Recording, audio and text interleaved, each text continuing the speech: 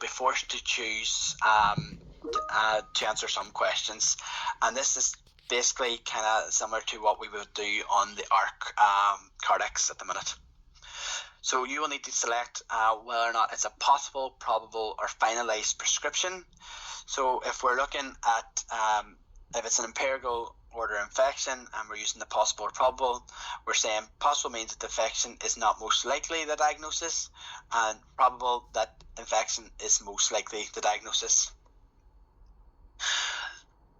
There is an option available for long-term prophylactic antibiotics as well, and that's known as medical or surgical prophylaxis. So we have the next stage is to let you know that on EPIC, antimicrobials have a reasonably agreed default to stop after 5 days, and this will be pre-populated within the order panel when ordering an antibiotic. And this is designed for antimicrobials to be reviewed in line with the ARC study. However, there is some risk to this, in which some medicines which are intended for longer use may drop off the MAR and therefore miss the administration for them. So it's really important that as prescribers and those who are reviewing antimicrobials, that they need to review these at the orders tab, as this is more obvious when antibiotics are expiring. So if you were at the orders tab, then you'll see here at the top it will say expiring medicine. It will give you the instructions, the dosing instructions, and it will let you know whether or not when it will expire. So if nothing is done by that time, then it will drop off the MAR and the patient will not get any more doses of the antimicrobial. So there is options here for the doctor or prescriber to review. For example, they can renew it, they can let it expire, they can modify it, hold it, or discontinue.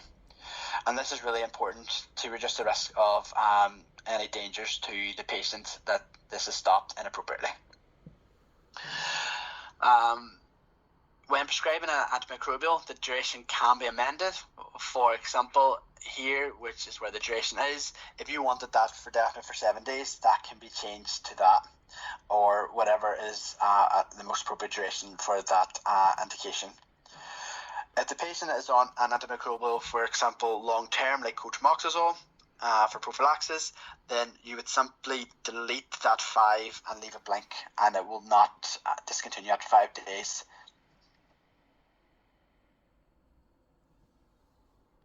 So something just to point out with that is that antibiotics will drop off at the weekend, so those 48 hours at the weekend where there may not be the same amount of reviews that occur during the week. So it's really important that antibiotics that are prescribed are reviewed daily.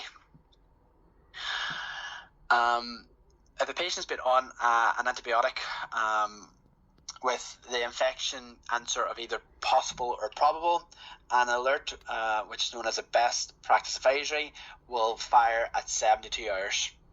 And this is to prompt a review of the antimicrobial. The warning clearly states that the option of reviewing the antibiotic must be carried out in the orders activity, so that just kind of points you back to that orders activity which was explained previously. And if continuing antibiotic treatment, the order should be amended to have finalized indication with the duration updated to complete the course. So this BPA, or best practice advisory, will give you some information around ARC, so what to do about switching and stopping. It will also have some information around the infection, and then the vital signs and any kind of relevant lab results. So at the bottom, then you will be asked to acknowledge this BPA, so whether or not you want to defer for 24 hours because you're awaiting culture results, or you're deferring to a senior, or if you're not responsible for that care. However, it's just kind of let you know if you are doing that, then that is that will defer for 24 hours. So it's really important that if it's not appropriate for you to review it, that you are maybe alerting it to someone who is appropriate to review. So for discharge, antimicrobials can be pushed over on the discharge order from the inpatient orders. Just ensure, though, when this is being ordered, that the wording of antimicrobials on a discharge are appropriate. For example, EPIC may default to take 1 capsule 4 times a day for 40 doses. If it is the case that that's not appropriate for the patient and it needs to be changed, you can use the free text to do that. And